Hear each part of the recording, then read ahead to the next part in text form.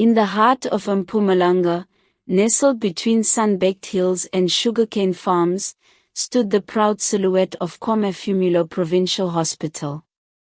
From afar, it was impressive, tall, clean, and full of government promises. But locals whispered its true name.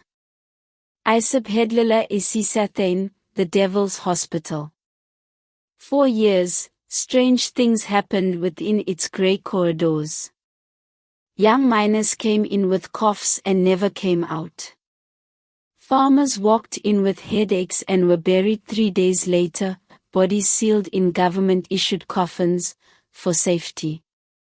The ward at the center of it all was Ward 17, known only to select nurses and senior doctors. But its real name, passed around late at night in taverns and taxis, was Nightshade Ward. Thandayo Makona was fresh from nursing college in Bloemfontein. Raised by her gogo in Emalilini, Thandayo had joined the public health sector to serve her people, not knowing that her first assignment would be KwaMaFumulo. She noticed strange things right away. Patients' files going missing. The morgue always busy, even when the wards looked half empty. Night shift nurses driving new Mercedes-Benzes. But she kept quiet, until the night she was sent to deliver medication to Ward 17. Inside, there were no patients. Just flickering fluorescent lights and a freezer room full of covered bodies. But one sheet moved.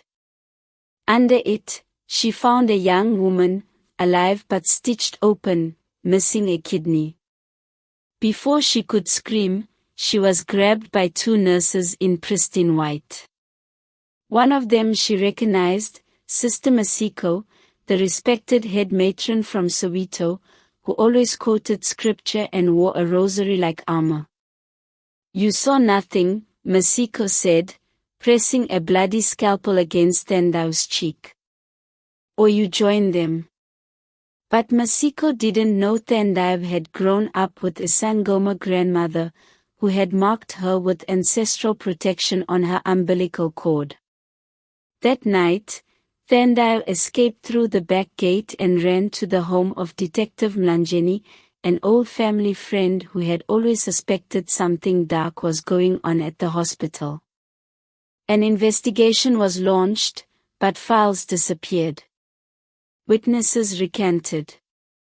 One doctor fell into a river with his car. The police station caught fire. Only Thandayo stood firm.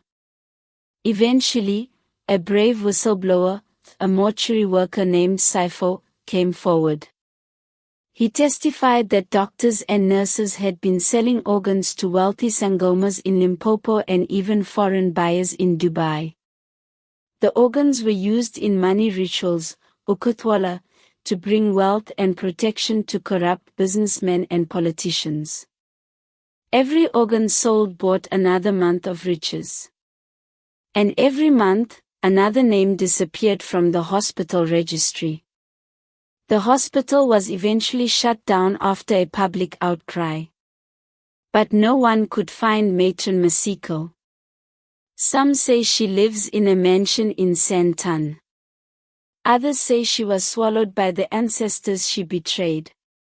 As for Thandayo, she lives in a quiet village near Reby now, running a small clinic and teaching children about the dangers of greed.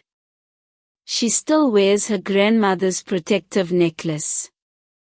And every year, on the anniversary of her escape, the winds howl through the abandoned KwaMaFumulo halls like crying souls.